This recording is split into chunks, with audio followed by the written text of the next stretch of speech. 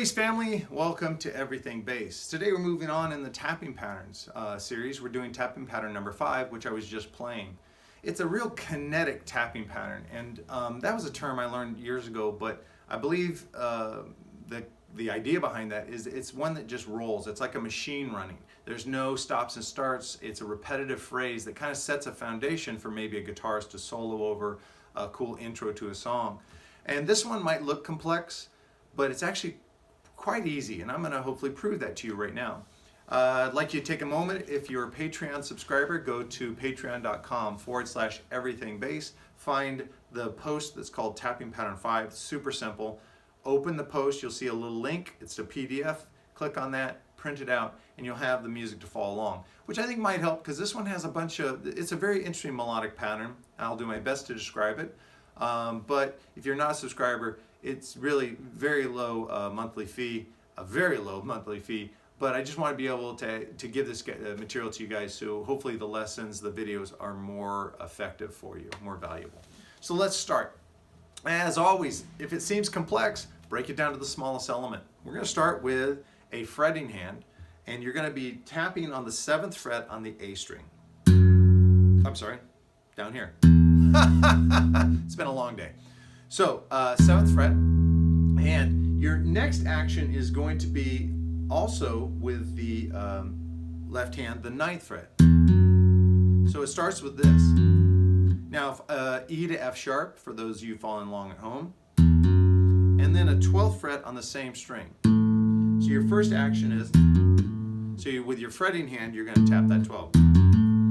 Now I have to tell you right now, in my head, I've played this for years and years and years so fast that breaking it down slowly, I'm a little bit like, oh my gosh, this is going to be really weird. So I'm going to take it slow, hopefully not throw you guys any curve balls. So after that, with your left or your fretting hand, you tap the 7th fret on the D string. So you'll notice that's the same note you just tapped with your right hand. They're both A's. Having those duplicate notes, same pitch exactly, a little different timbre, gives this pattern kind of a cool, like machine gun type sound. There's these two notes that are the same pitch but played on different strings consecutively. It makes a cool kind of element.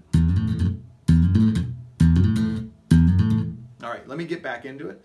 So after that, then you're going to play with your tap with your fretting hand on the 9th fret. So you don't go back to the 7th, go to the 9th. You do 12, and then 7, 9 on the next string. So that sequence would be, again, with two of the notes being the same. Again, so overing, so I'm just going to move up my little neck wrap. So you've got this, starting, second pattern. I love that pattern. Seems abstract at first, but when you hear it together, it's got a really cool, kind of like a train barreling, out of a station or something. All right, now we're going to go into a series of repeated actions. So we've done this. Then we start with the 12 and go 12, 7, 9, 12, 7, 9. So we're doing a little repeated action, which again is just A-A-B, A-A-B. So you got this. All right, and to kind of put the cherry on the top, the last action you do is with two fingers on your plucking hand, tap the 12th fret on the D and the G string. Kind of as a big stab chord.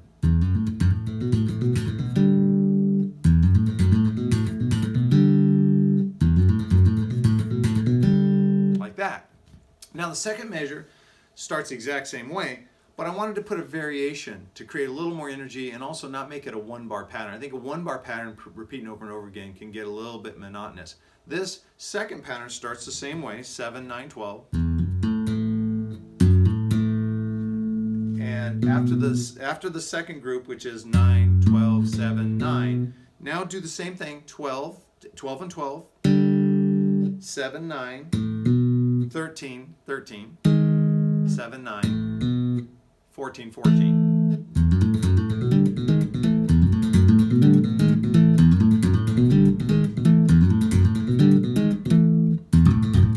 So the whole thing, I was just going to start playing the whole thing, I should tell you. I'm going to play the whole thing now. So first measure going into second measure, repeat.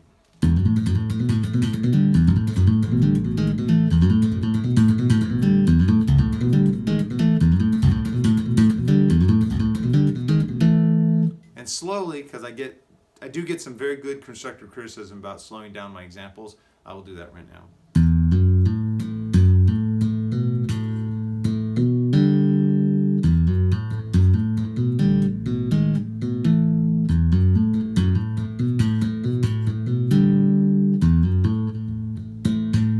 I tell you guys, it's hard to play slowly.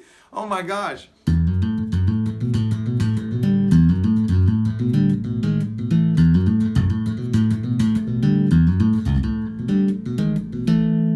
And then faster. I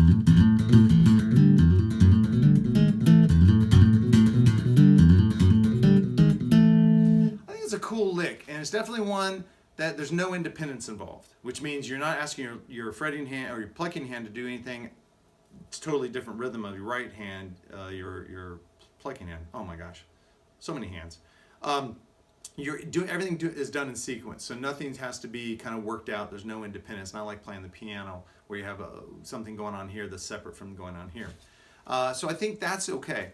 I tell you, it is frustrating when I'm trying to show something really slow that I played for so long and I make cheesy mistakes.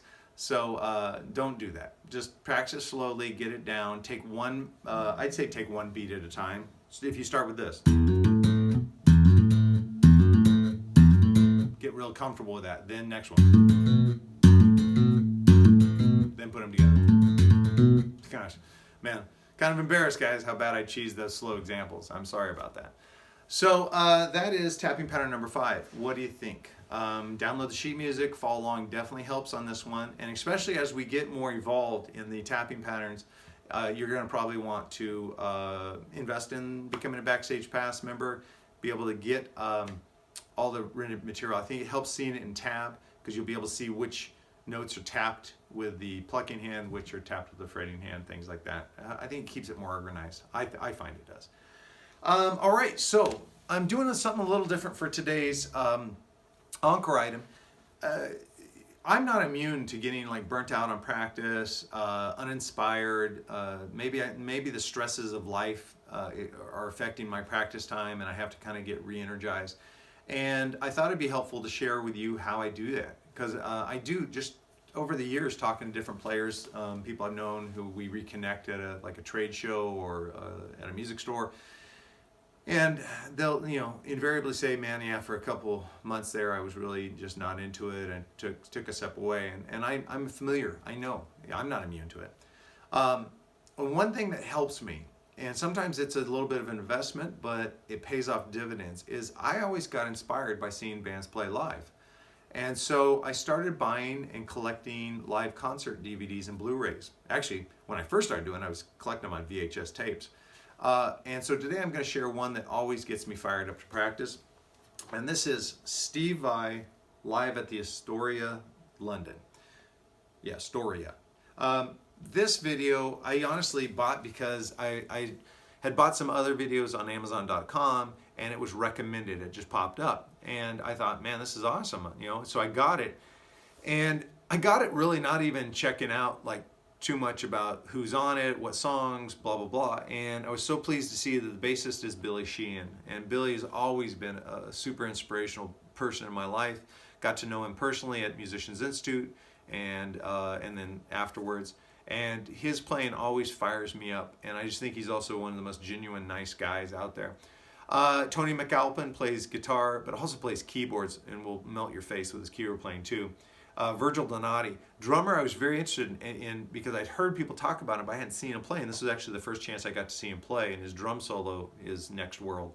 And then Dave Weiner on guitar, who actually went to MI, which is great, kind of neat, my alma mater. Man, and the songs, there's so much material in here. The concert has, I'm not even going to count them, 20 songs. And he goes through a lot of the biggest hits in his career. He also plays some of Billy's songs. Like it opens with a song that Billy wrote for his band Talus called Shy Boy. And David Lee Roth redid it, and now Steve Vai and he are doing it. It's awesome. There's just so many. I can't even pick out my favorites here. But the disc 2 has behind the scenes footage, which is kind of fun if you kind of want to kind of be backstage with these guys and hear, you know, some of the shenanigans that goes on. It was really cool. I just enjoyed all this. So sure enough, man, when I'm feeling a little bit down, I'm feeling like I've hit a plateau, I'm frustrated with my playing, or in reality, what's usually the case is some other aspect of my life, financial issues, whatever, it's got me down. Sometimes just watching this, just kind of, I just roll up my sleeves and like, yeah, man, I want to be better. I believe it was Steve Vai. I'm hoping I quoted this correctly, and I believe I read it in a magazine where it said, mastering an instrument like guitar or bass is always going to be cool. And I think that is true, man. It's always cool to be the best musician you can be. You know, even if you say, well, Dale, I only want to play blues. Well, then just be the best blues player you can be. And don't narrow yourself to maybe one style of blues. Go back and learn the early Delta blues. Then try the electric blues. Try some of the blues that was incorporated in more of a rock fusion aspect.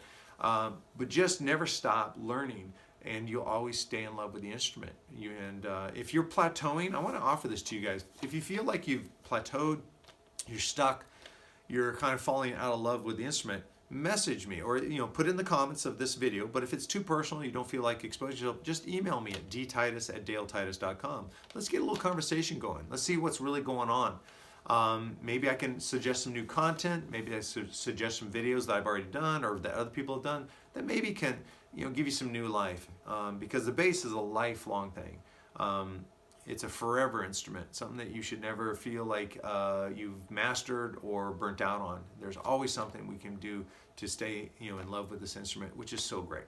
Hey, thank you guys. I love it. Thanks. Let me know how tapping pattern number 5 goes. I hope my messing it up, trying to play it slow, didn't mess you up. If it did, let me know, and I can take another stab at it. I can tell you, man, I'm going to be practicing that later tonight because it frustrates me whenever I can't execute something. I want to figure out why. And of course, Steve Vai, live at the Astoria, London. Great, great, great live concert video. Please like, share, subscribe. And I want to underline the share. You guys have been doing great, liking the videos, been doing great subscribing. I really love the family growing. But let other bass players know. If you're a friend, if you have friends that are bass players and you're enjoying these videos, or the community, forget the videos, just you enjoy the community, share it. Share this video and say, hey, check this guy out. Check him out on Facebook. Remember, it's Everything Bass with Dale Titus on Facebook. Search that. You'll find our group. And join the community. Share ideas. I think it could be one of the quickest ways for you to get answers to questions you have. If you are stumbling over anything, you want to know, like, you like this bass player, you really like it, what's the effect he's using, throw it up with the group, and I bet quickly you'll get multiple people responding. I love our family, man. They're really active. This community is awesome, and I want you to be part of it, and I want your friends to be part of it. Let's grow this thing. Let's see how big we can get Everything Bass. All right, guys, thank you so much, and I'll see you at the next video. All right, starting slowly.